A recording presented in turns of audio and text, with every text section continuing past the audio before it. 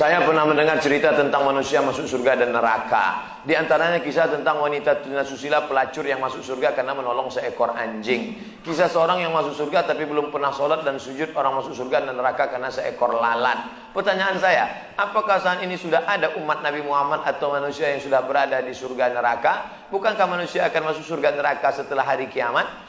Kisah tentang seorang perempuan WTS membuka sepatunya, sepatu kulit, dimasukkannya ke dalam sumur, dituangkannya ke anjing yang menjulurkan lidah. Bukan umat Nabi Muhammad, tapi cerita tentang Bani Israel. Allah mengampunkan dia dan dia akan masuk surga. Apakah di surga itu sekarang sudah ada orang di dalamnya? Nabi Muhammad dulu masuk ke surga untuk apa? Meninjau-ninjau, menengok-nengok. Orang yang soleh meninggal, rohnya masuk ke dalam burung paruh warna hijau. Burung itu terbang ke sana kemari. Buka kitab Ar-Ruh, ditulis oleh Imam Ibnu Qayyim Al-Jauziyah. Bapak, ibu, adik-adik, kalau mau baca kitab tentang surga, neraka, alam barzah, 2 kitab. Pertama At-Tazkirah, Imam Al-Qurtubi. Ar-Ruh, Imam Ibnu Qayyim Al-Jauziyah. Ada orang-orang dibawa singgah ke surga jalan-jalan.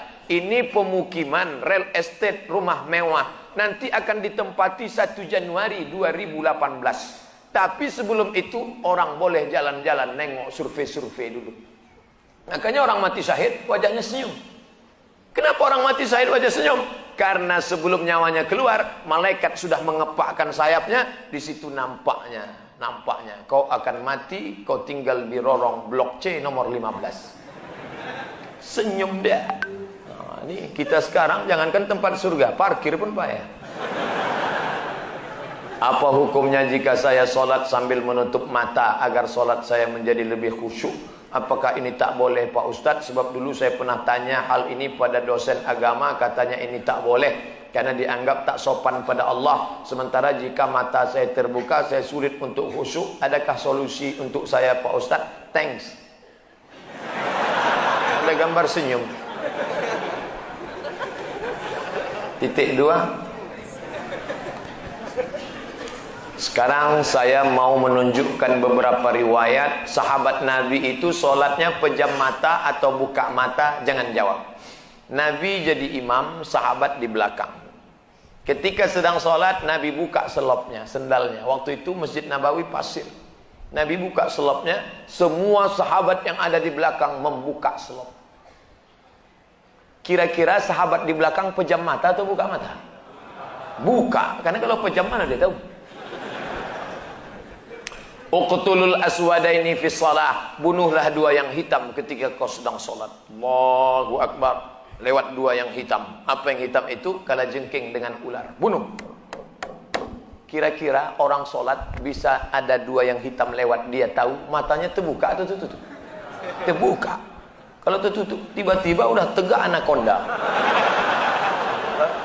Nah, terbuka. Jadi masalah sholat terbuka atau tertutup, terbuka. Tapi ada saat tertentu kita mesti tutup. Saya pernah mengalami. Pas di depan saya pakai baju kaos, tertulis di belakangnya, hidup memang susah, jangan bikin susah. Asal saya buka, terbaca Pak.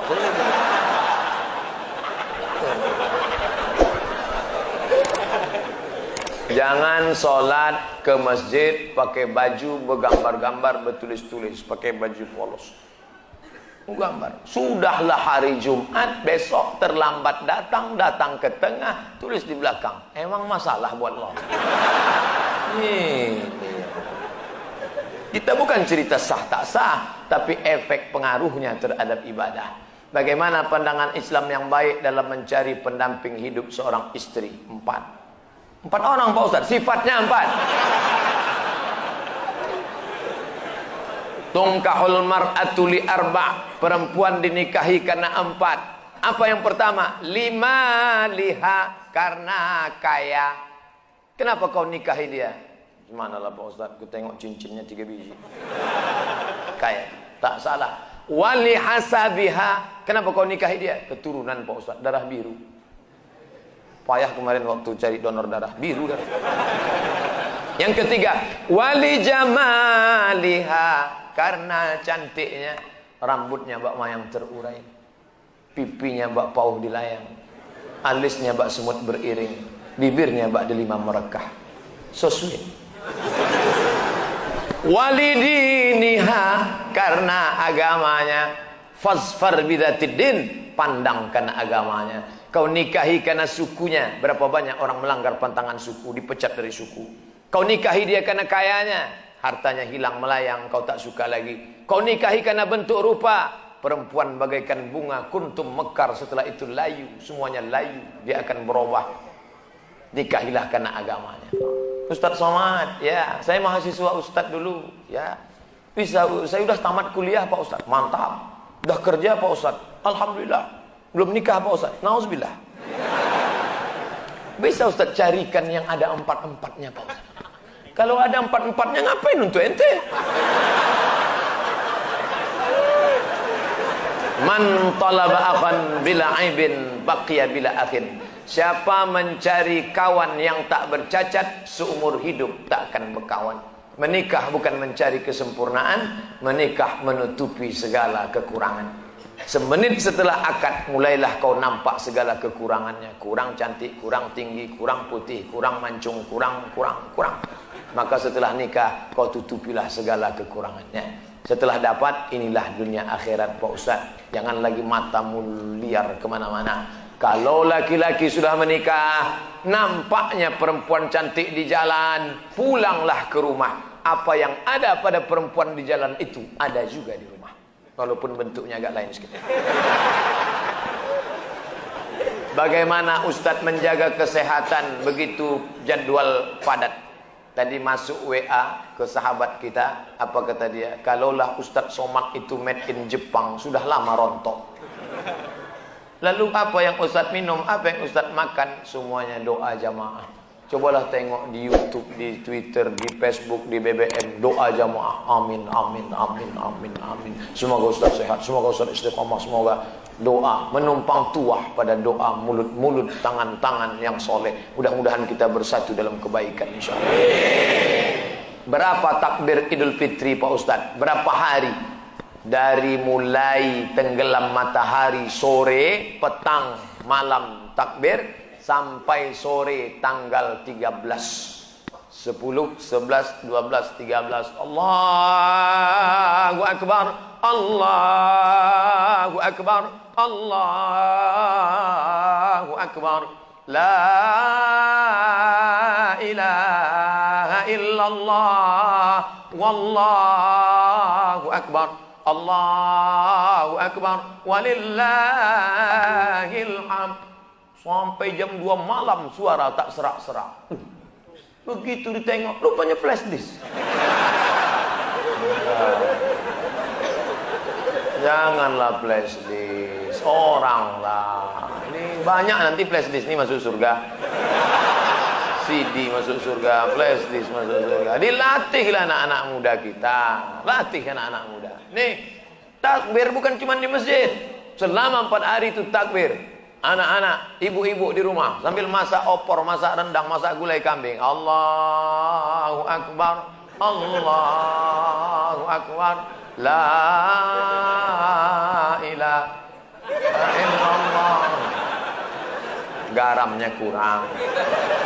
Apa yang membuat Ustadz tetap istiqomah berdakwah dari masjid satu ke masjid lain? Bukankah Ustadz sudah ada tawaran TV swasta untuk mengajak Ustadz mengisi acara di salah satu stasiun TV yang kita semua sudah tahu kalau tampil di TV bayarannya besar. Dia mau saya harus ganteng. Masuk TV itu 2, ganteng betul atau buruk betul. Saya pula kan tidak pala buruk, tapi ganteng pun tidak juga. Pakaian itu harus begini, harus begitu. Nah, itu yang tak bisa. Tapi yang paling berat ini jadwal. Jadwal harus gini. Saya tak bisa jadwal. Saya sudah penuh sampai 2018 Idul Fitri. Saya sudah. Nah, nanti setelah itu barulah kita masuk ke TV-TV. Kok muat? Apakah memang ada hadis yang mengatakan tidak kujamin umatku 14 abad akan datang? Seandainya hadis ini memang ada, apa yang tidak dijamin? Sapaannya atau ibadahnya? Mohon pencerahan. Tak ada. Nabi jangan berkecil hati hidup zaman sekarang. Apa kata Nabi sallallahu alaihi wasallam?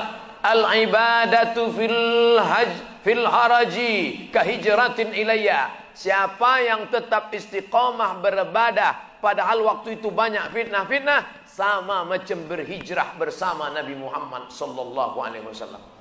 Jadi jangan mengutuk nasib. Mengapa aku hidup di abad sekarang ini? Kenapa tak hidup zaman Abu Bakar, Umar, Utsman, Ali? Kalau mental model ini, hidup zaman dulu pun jadi Abu Jahal, Abu Lahab. Jangan berduka. Anak-anak muda, kalian yang banyak godaan, justru hebat. Ini anak-anak muda yang datang malam ini, luar biasa. Tadi udah ada yang ngajak ke karaoke, ada yang ngajak ke night club, ada yang ngajak main gapli, ada yang ngajak dangdut. Dia tolak itu semua. Maka sama macam hijrah bersama Nabi Muhammad SAW. Tuh, bro, kita gimana karaoke malam ini? Tidak, aku mau ngaji ke sana. Ada Ustaz Somad datang. Itu. Setelah, jadi gimana? Pulang dari sana kita.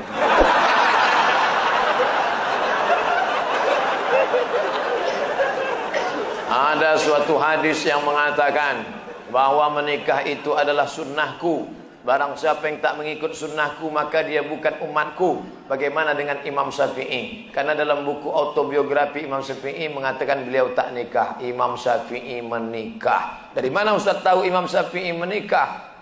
Bacalah biografinya. Yang tak menikah itu Imam Nawawi. Betul, ada imam dalam mazhab Syafi'i, Imam Nawawi. Imam Nawawi tak menikah. Imam Ibnu Taimiyah tak menikah. Sayyid Qutb penulis fi Zilalil Quran tak menikah. Syekh Abdul Fattah Abu Ghuddah menulis satu kitab judulnya Al-Ulama Al-Uzzab Alladzina Atharul Ilma Ala Zawaj. Biografi ulama-ulama yang tak menikah sampai mati karena lebih memilih ilmu daripada nikah. Kenapa Ibnu Taimiyah tak menikah? Kalau Ibnu Taimiyah menikah, istrinya itu pasti tetap tinggal karena dia lebih lama di penjara daripada di luar penjara. Sayyid Qutb digantung 1966, mati dalam keadaan ditulisnya tafsir itu di penjara. Maka mereka itu memikirkan mudaratnya lebih besar. Tapi kalian yang muda sekarang jangan kalian ikut ini. Zaman Imam Nawawi dulu dia tak menikah. Perempuan zaman itu biji matanya aja yang nampak. Godaan tak kuat. Zaman sekarang perempuan biji matanya tertutup, yang lain terbuka.